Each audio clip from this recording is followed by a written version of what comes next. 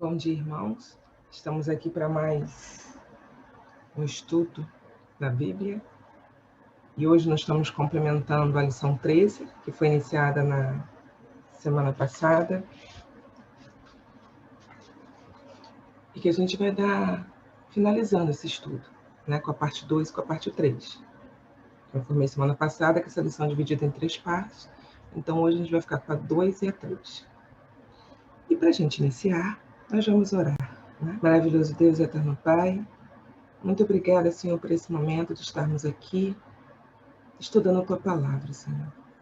Nos conduza, Senhor, nesse estudo, para que possamos assimilar, entender e cada vez mais, Pai, sermos servos Teus, obedientes e cumpridores da Tua Palavra. Que o nosso coração esteja aberto, Senhor, para ouvir a Tua Palavra e a nossa mente para entender o que o Senhor quer para nossas vidas. Muito obrigada, Senhor. Cuida de cada um que estará ouvindo e participando desse estudo. Nós te adoramos, te bendizemos, te amamos, Senhor. E oramos no nome doce e eterno de Jesus Cristo. Amém. Amém. Então vamos lá. Eu vou colocar aqui a projeção para que vocês possam entender o que a gente vai estudar, o que a gente vai continuar aprendendo. Essa lição número 13. Então vamos lá. A lição 13 é Reconciliados com Deus. E o texto base começa no versículo 20 do capítulo 1 de Colossenses até o versículo 5 do capítulo 2 de Colossenses. E qual é o alvo da lição, Nós vamos entender o plano e o meio pelo qual Deus reconcilia todas as coisas consigo mesmo. E nós seremos capacitados a também ser ministros da reconciliação. É um dever nosso. Apresentando às pessoas a oportunidade de encontrarem a paz com Deus por meio de Cristo.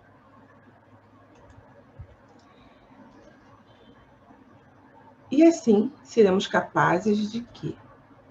Saber entender o plano e o meio pelo qual Deus reconcilia todas as coisas consigo mesmo. Sentir o interesse de refletir sobre os privilégios e as responsabilidades por ser ministro de Deus. Agir de forma a apresentar às pessoas a oportunidade de encontrarem a paz com Deus por meio de Cristo. Lindo, né? Nosso versículo-chave se encontra no capítulo 1 de Colossenses, versículo 20. E que, havendo feito a paz pelo sangue da sua cruz, por meio dele, reconciliasse consigo mesmo todas as coisas, quer sobre a terra, quer nos céus. E na Bíblia Viva, foi por meio daquilo que seu Filho fez, que Deus abriu um caminho para que tudo viesse a Ele. Todas as coisas no céu, na terra, pois a morte de Cristo na cruz trouxe para todos a paz com Deus através do seu sangue. Foi pelo sangue de Cristo. Na lição passada, Reconciliados com Deus, a gente viu o plano da reconciliação, o meio usado para a reconciliação, a finalidade da reconciliação em evidência. O plano da reconciliação, como nós vimos, qual foi? Jesus Cristo, Jesus Cristo foi morto, foi crucificado para nos salvar. Então esse foi o meio. Através do sangue dele, nós fomos salvos.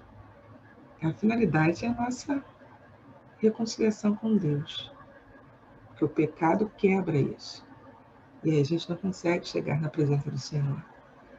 Mas quando nos convertemos, nos arrependemos e voltamos e colocamos Jesus Cristo como nosso Senhor e Salvador, nós podemos chegar à presença do Senhor.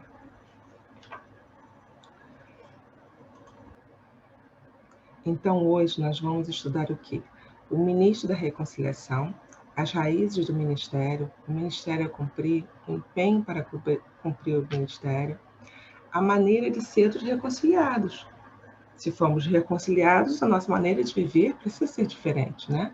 Então, consolo, comunhão e convicção é que a gente vai ver a maneira de ser dos reconciliados que ele fala nesses versículos, tá bom? Então, nós vamos começar a parte 2. O ministro da reconciliação, as raízes do ministério, o empenho para cumprir o ministério. Mas para isso a gente vai estar lendo Colossenses 1, de 24 a 29, tá? Então vamos à leitura da palavra. Colossenses 1, de 24 a 29. Entretanto, parte do meu trabalho é sofrer por vocês. Estou contente, pois estou ajudando a completar o resto dos sofrimentos de Cristo pelo seu corpo, a igreja.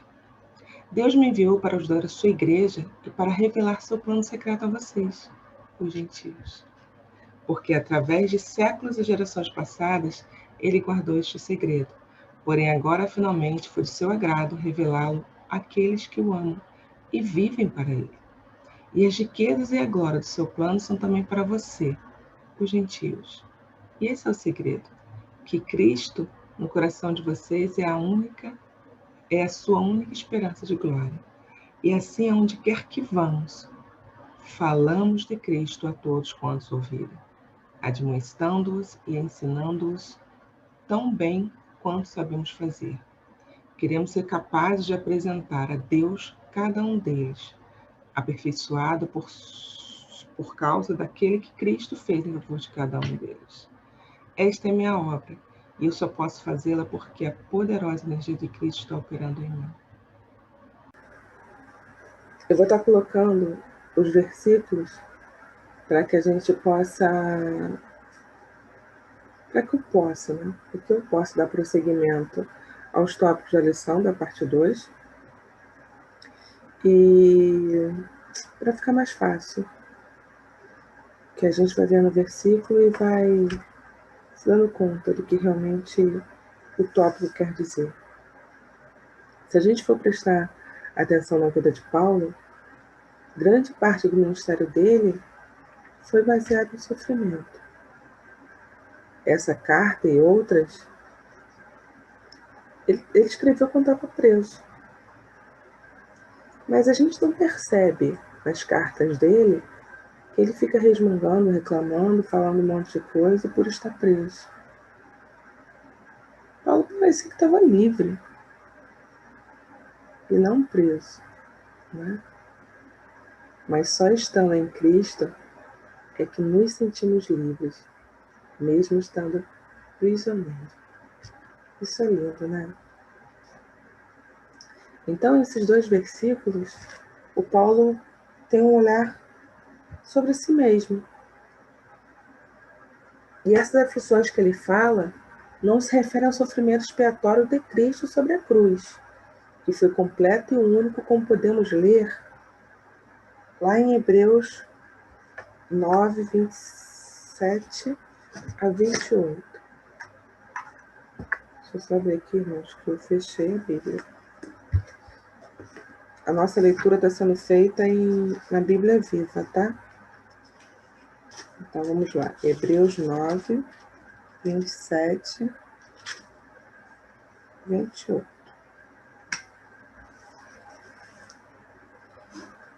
E tal como está determinado que os homens morram só uma vez e depois disso vem o julgamento, assim também Cristo morreu uma vez só, como uma oferta pelos pecados de muitos.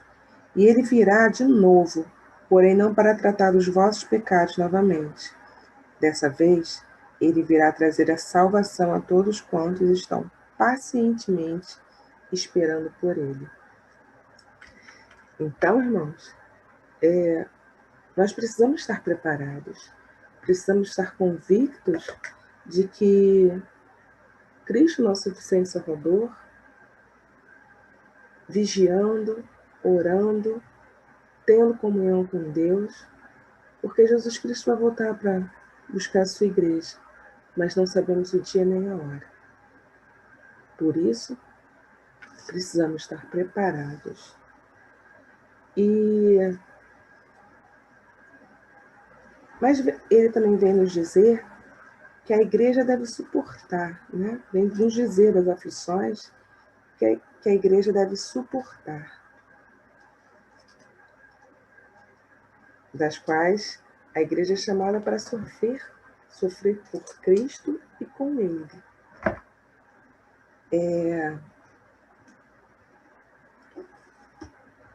Quando nos convertemos, nós sabemos que a nossa caminhada não é fácil, né? Mas com Cristo é diferente, né? Então, muitas das vezes nossa chamada é para sofrer por Cristo, por nome de Cristo, mas com Ele faz toda a diferença. Então, vou estar lendo 2 Coríntios 4, de 7 a 12. Entretanto, este tesouro precioso está encerrado num vaso de barro, isto é, no nosso corpo fraco. Todo mundo pode ver que o poder glorioso que está dentro provém de Deus e não de nós. De todos os lados somos oprimidos pelas dificuldades, porém não somos esmagados. Ficamos perplexos porque não sabemos a razão de certas coisas que nos acontecem. Mas não desesperados. Somos perseguidos, mas não abandonados. Somos abatidos, mas não somos destruídos. Este nosso corpo está constantemente enfrentando a morte, tal como aconteceu com Jesus. Assim fica bem claro a todos que a vida de Jesus é revelada em nosso corpo.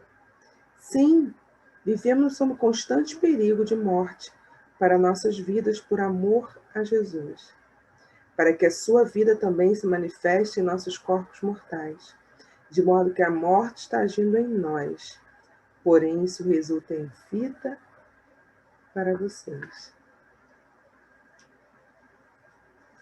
É Cristo, né, irmãos? A gente sofre, mas é Ele que nos sustenta, é Ele que faz toda a diferença em nossas vidas. E eu vou ler um outro versículo, mais 2 versículos, que está em 1 Tessalonicenses 3, de 2 a 4.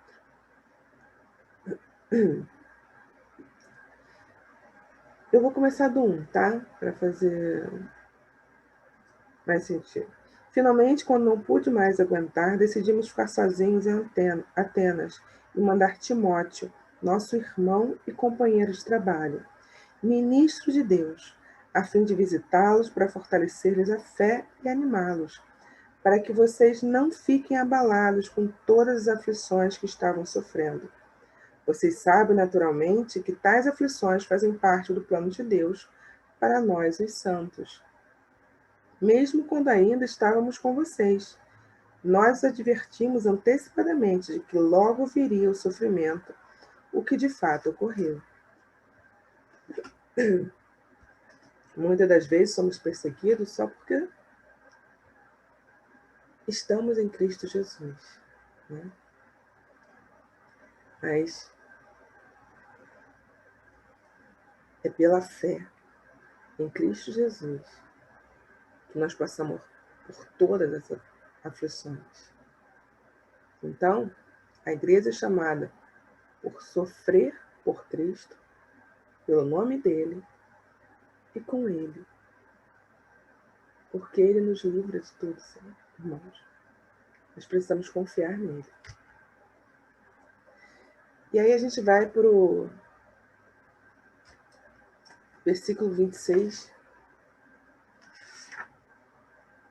a 28, que fala sobre o ministério a cumprir. Então, Paulo tem a responsabilidade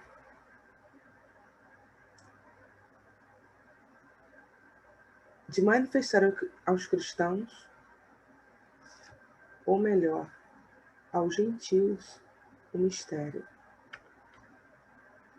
E essa palavra mistério era muito usada no século I, na religião pagã. Os ensinamentos secretos que eram passados para muitos poucos eram pagos para serem iniciados. Mas, de certa forma,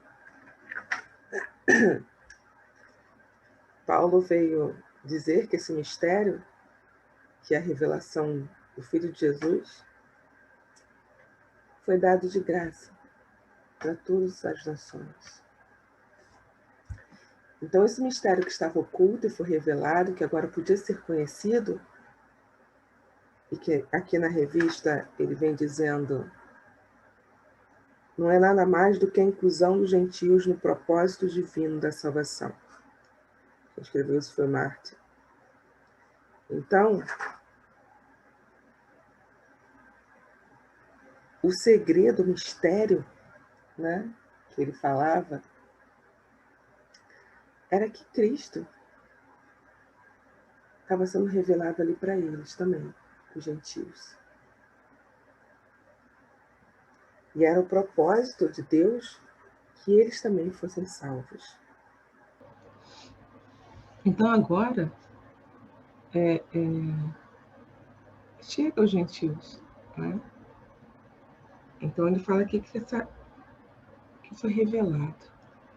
Mas se a gente for ler lá em 9, quer dizer, revelado aos gentios, mas se a gente for perceber, o chamado de Paulo é esse: revelar Jesus Cristo para os gentios. Lá em 9,15 ele fala assim: porém o Senhor ordenou-lhe, vai, né, ele está falando de Ananias, que Deus chamou Ananias para ir lá falar com Paulo. Vai, pois ele é para mim um instrumento escolhido. Paulo é um instrumento escolhido ao Senhor, a fim de levar o meu nome diante de gentios e seus reis, e perante o povo de Israel. Revelarei a ele tudo quanto lhe será necessário sofrer por causa do meu nome. Então, Paulo é chamado para levar o nome do Senhor aos gentios. E à medida que é revelado isso, né, esse mistério revelado, o que acontece com os gentios, que a gente pode ver lá em Efésios 2 e 3? Eles são co-herdeiros, membros do mesmo corpo e co-participantes da promessa em Cristo. Jesus, por meio do Evangelho. Então, à medida que eles conhecem a palavra, há um arrependimento, eles se tornam co-herdeiros também. Então, o Evangelho é para todos, irmãos. Não tem distinção. É para todos. Todos que creem que Jesus Cristo é o nosso Salvador. Mas qual a finalidade da pregação do Evangelho? Né? Que ministério é esse a cumprir? Que foi feito lá pelos profetas e que também é nosso dever também a pregação do Evangelho. Então, advertir a todo o homem para que ele se arrependa dos seus maus caminhos. É nosso dever também ensinar a todo homem para que eles saibam o caminho em que devem andar, para que eles conheçam a sabedoria divina e apresentar todo o homem perfeito em Cristo. Lembro na semana passada que quando aceitamos a Cristo, nós podemos ser apresentados diante de Deus porque nós nos reconciliamos com Deus? À medida que a gente adverte o homem do seu arrependimento, adverte o homem das coisas que estão erradas, ele se arrepende, que a gente instrui, eles se reconciliam com Deus. E olha que responsabilidade, irmãos, nós temos. Tão grande. Não é pouca coisa. Né? E no versículo 29, ele vem falar do empenho para cumprir esse ministério, né? Para cumprir o ministério em si. E o que Paulo nos diz nesse versículo? Esta é minha obra E eu só posso fazê-la porque a poderosa energia de Cristo está operando em mim. Em algumas versões, deixa eu só abrir aqui, porque diz esforço-me. E para cumprir esse propósito, eu me esforço arduamente, lutando conforme o seu poder que opera eficazmente em mim. Não é fácil, irmãos, pregar o Evangelho. Não é algo fácil. O Paulo aqui, ele estava preso, mas continuava trabalhando para propagar o Evangelho. Ele escrevia cartas, as pessoas que estavam lá perto deles, que chegavam perto dele, ele falava do Evangelho e talvez não tivesse nem hora. Qualquer horário que chegasse lá, ele estava ali, disposto a orar, falar do amor de Cristo, e vidas eram realmente voltadas para Cristo. Então, não é fácil.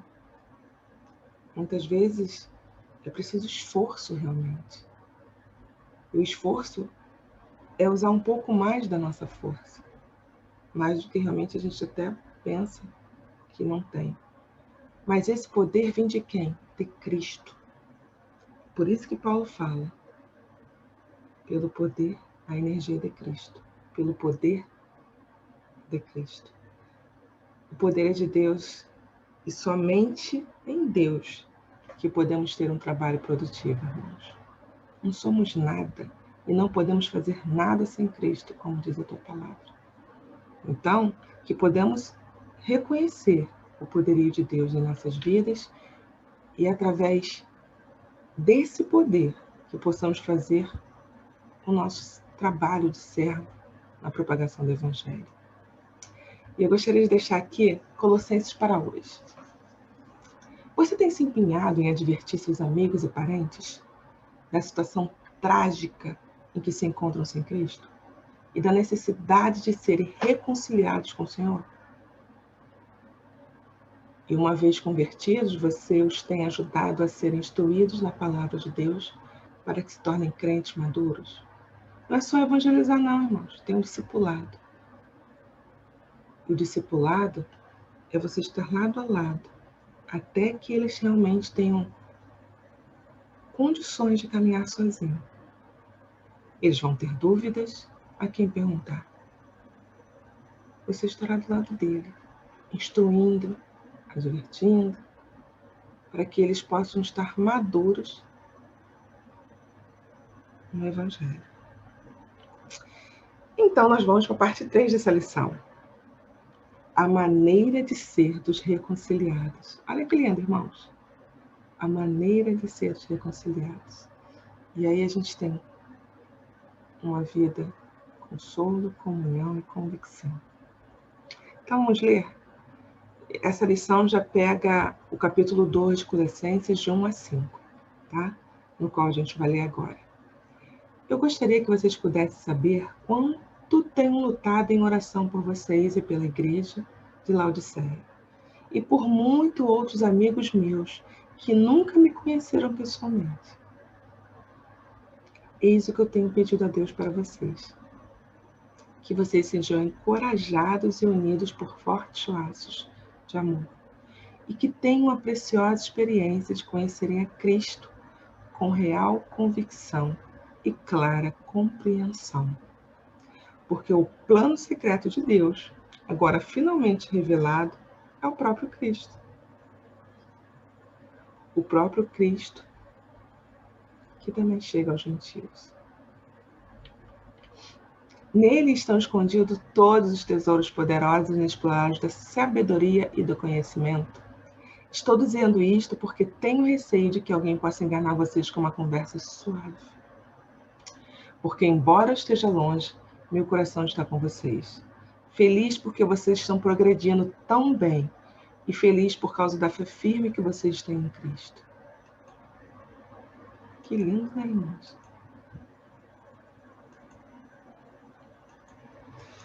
Que lindo. E se a gente for pensar,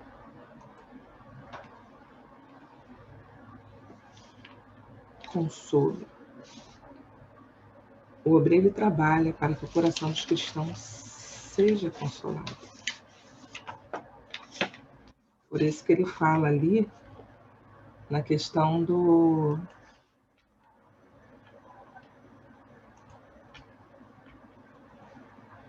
sejam encorajados, que Deus console vocês. Em todas as coisas que possamos passar, que o Senhor possa consolar. E que sejamos também o consolo das pessoas que precisam. Né? E aí ele fala que estejamos unidos por fortes laços. É a comunhão, irmãos.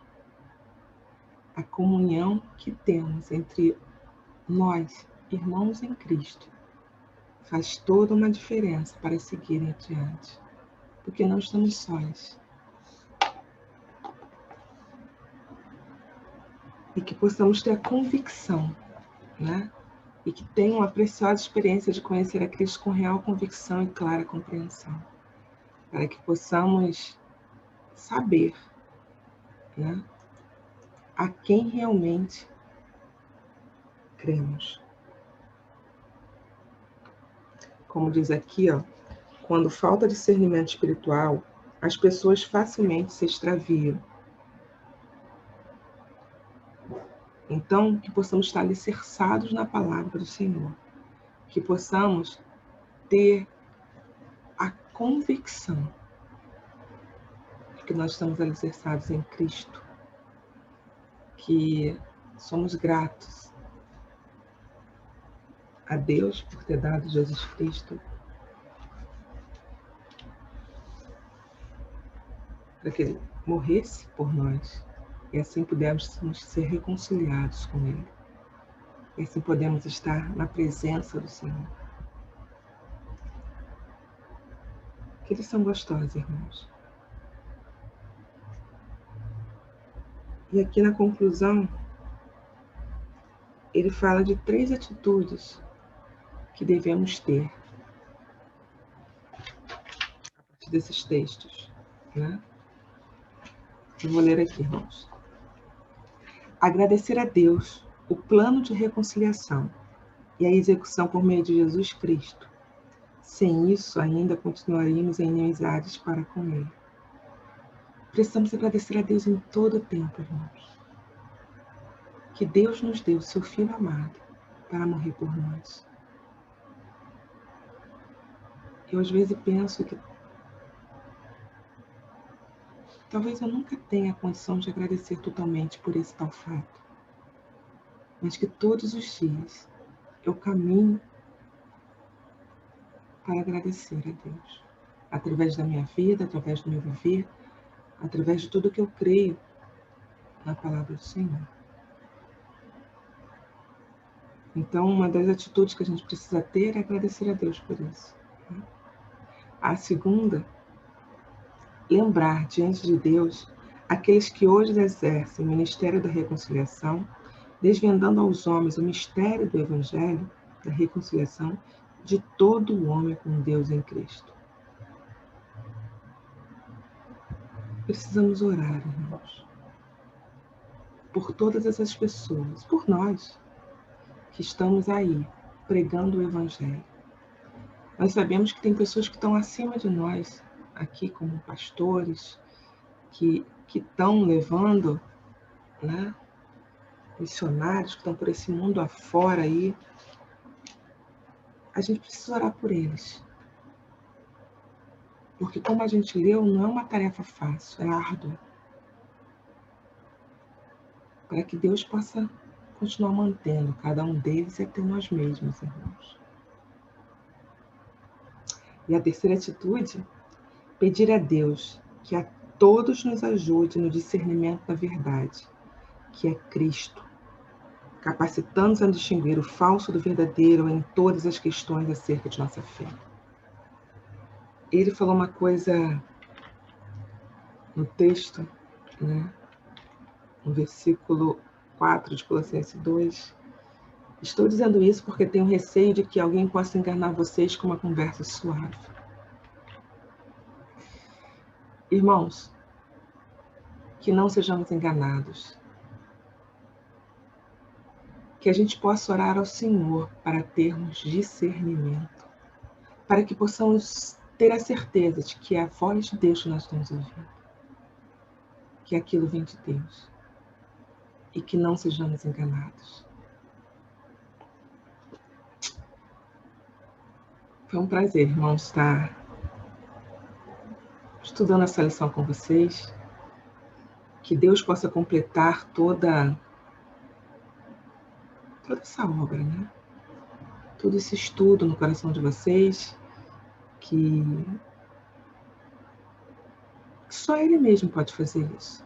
Eu posso deixar de falar algo ou não ter sido claro em alguma coisa, mas que Deus possa realmente estar com vocês, falando no coração de tudo que Ele quer para nossas vidas nesse momento. Que Deus nos abençoe, irmãos.